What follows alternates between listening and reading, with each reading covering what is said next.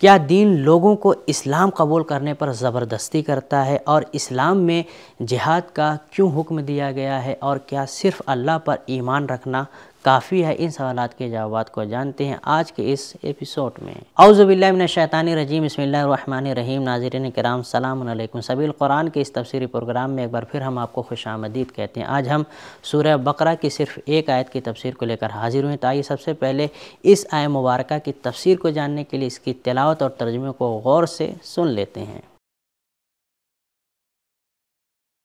کتاب انزلناه الیک مبارک لیدبروا آیاته ولیتذکر اولو الالباب۔ بسم اللہ الرحمن الرحیم۔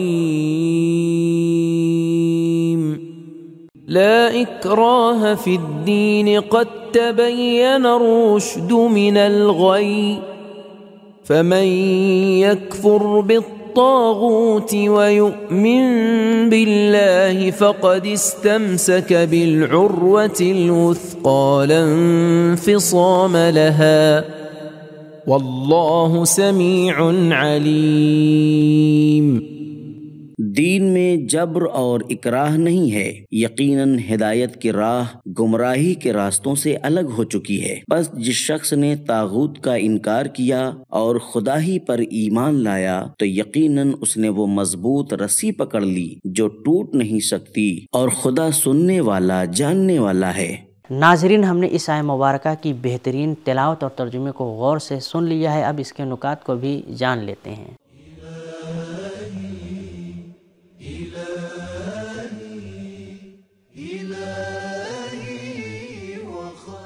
قلبی ایمان ہرگز جبر و اکراہ کے ساتھ پیدا نہیں ہوتا، بلکہ دلیل و برہان، واعظ و نصیحت اور حسن اخلاق کے ذریعے دلوں میں راسخ ہوتا ہے۔ لیکن اس کا مقصد یہ بھی نہیں ہے کہ جس شخص کا جب جی چاہے برائی کا ارتکاب کرتا رہے اور کہے کہ میں تو آزاد ہوں، اور کسی کو یہ حق حاصل نہیں کہ جس راستے کا میں نے انتخاب کیا ہے مجھے اس سے روکے۔ اسلام کے جزائی قوانین جیسے تعزیرات، حدود، دیات و قصاص اور واجبات جیسے نہی عن المنکر کے یہ فرائض اور جہاد وغیرہ اس بات کی دلیل ہے کہ اگرچہ انسان کسی چیز پر قلبی عقیدہ نہیں رکھتا، لیکن اسے یہ حق بھی حاصل نہیں کہ انسانی معاشرے کے لیے بلائے جان بن کر رہے۔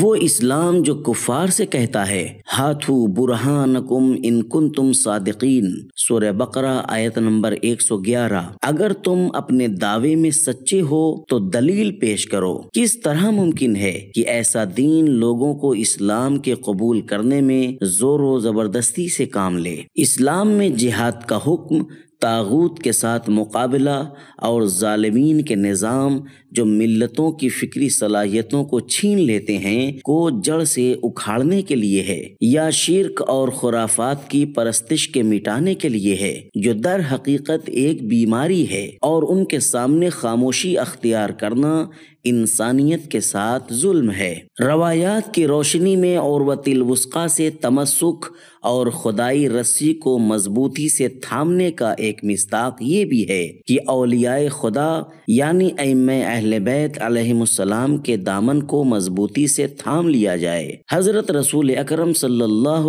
علیہ وآلہ وسلم نے حضرت علی علیہ السلام سے فرمایا انت العروۃ الوثقی، تم ہی محکم سلسلہ اور مضبوط رسی ہو۔ تفسیر برہان جلد نمبر 1 صفحہ نمبر 141۔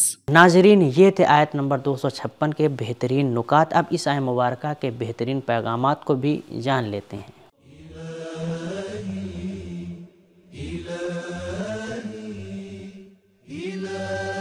نمبر 1، جس دین کے پاس منطق اور دلیل موجود ہے اسے کسی کے لیے اکراہ اور اجبار کی ضرورت نہیں ہے۔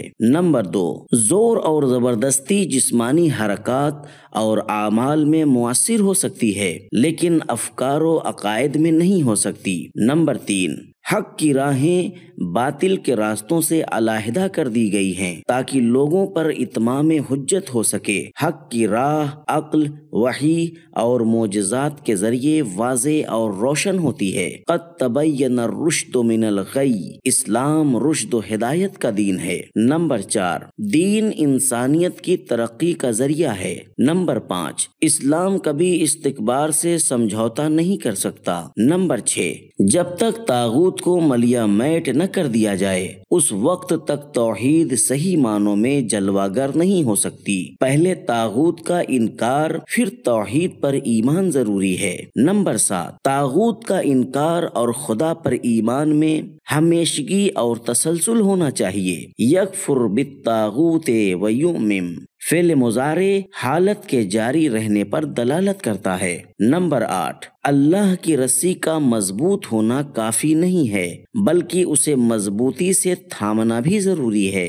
نمبر 9، طاغوت اور ہر غیر خدائی طاقت پر بھروسہ ٹوٹ جانے والا اور ناپائیدار ہے۔ صرف ایک ہی رشتہ نہ ٹوٹنے والا اور پائیدار ہے اور وہ ہے خدا پر ایمان۔ نمبر 10، خدا پر ایمان اور اولیاء خدا کے ساتھ رابطہ ہمیشگی اور محکم ہے۔ لن انفصام لہا، لیکن طاغوتی قوتیں قیامت کے دن اپنے پیروکاروں سے بیزاری کا اعلان کر دیں گی۔ نمبر 11، خدا پر ایمان اور کفر کا انکار سچا ہونا چاہیے، منافقانہ نہیں ہونا چاہیے، کیونکہ اللہ تعالی جانتا ہے اور سنتا ہے۔ تو ناظرین، آج کے ایپیسوڈ میں ہم نے جانا کہ اسلام کو قبول کرنے کے سلسلے میں دین کسی طریقے کی کوئی زبردستی نہیں کرتا ہے اور اسلام میں جہاد کا حکم ظالموں اور طاغوتوں جیسی سماجی برائیوں کو جڑ سے اکھاڑ پھینکنے کے لیے دیا گیا ہے، اور ایسا نہ کرنا انسانیت کے خلاف ظلم ہے۔ یہ تھا ہمارا آج کا ایپیسوڈ۔ ملتے ہیں اگلے ایپیسوڈ میں، تب تک کے لیے شکریہ،